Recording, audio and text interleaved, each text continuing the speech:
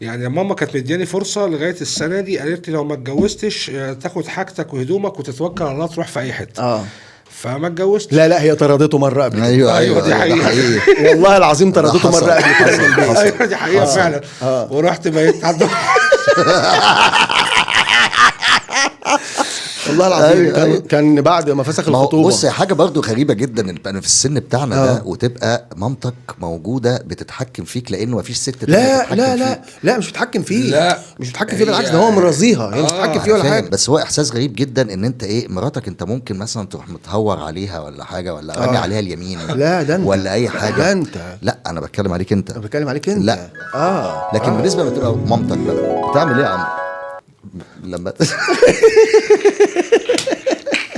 ببلع امي وست كبيره يعني مش ما تقولش ست كبيره. شوف طنط وهي ماشيه جنبك الناس بيفتكروا انها اختك الصغيره او خطيبتك لولا ان هم عارفين هو مضرب عن الجواز. على فكره يا جماعه معلش بجد يعني بين قوسين كده فعلا طنط مامة عمرو جميلة جدا، ما تتخيلش ابدا انها تجيب السحنة دي وشيك، ست شيك بنت ناس إليجنت وبنت ناس جدا ما تجيبش الاشكال دي خالص، ومتربية تربية مرتين راقية جدا. ازاي بقى يجي واضح انها كانت مسافرة، واضح ان في فترة سافرت اعارة كان مقطوعة وهي متربية.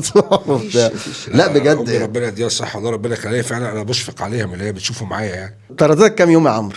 لا هو كان يوم. لا يوم واحد؟ كان يوم واحد. طردته. ومش طردة بمعنى طردة يعني، هي طردة اللي هو يعني عارف اللي هو ايه، هي طبعا زي اي ام اللي هو السي دي المعروف اللي هو يا حبيبي انا مش عايشه لك، ربنا يديها الصحه يعني، لو عشت لك انا مش عايش لك بكره، وعشان ما تبقاش لوحدك، وعشان الوحده، وعشان مش عارف ايه. طب انا بعمل كده مستحملك عشان مامتك، طب انت لما بتقول لي مش فعايزه واحده اللي هو الكلام الدارج بتاع الامهات. انا باخد الكلام قدامها بتهريج، لكن هي بتتكلم صح يعني. امي فعلا بتتكلم صح. هقول لك على حاجه انا بعاني بجد من حاجه.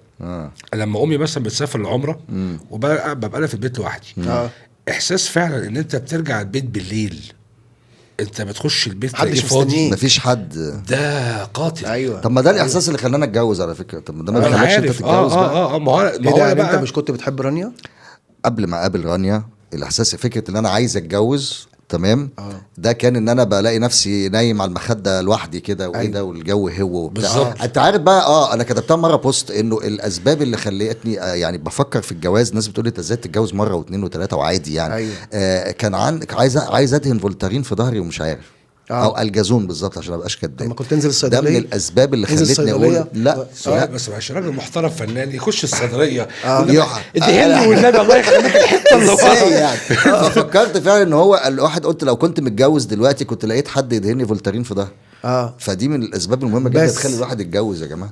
انت ممكن تعمل اعلان فولتارين على فكره او يعني والله العظيم. تخيل تامر فرج بس الساعه 2 بالليل وظهره وجعه ومش لاقي حد يدهنه ظهره، ولقى بتاع الامن معدي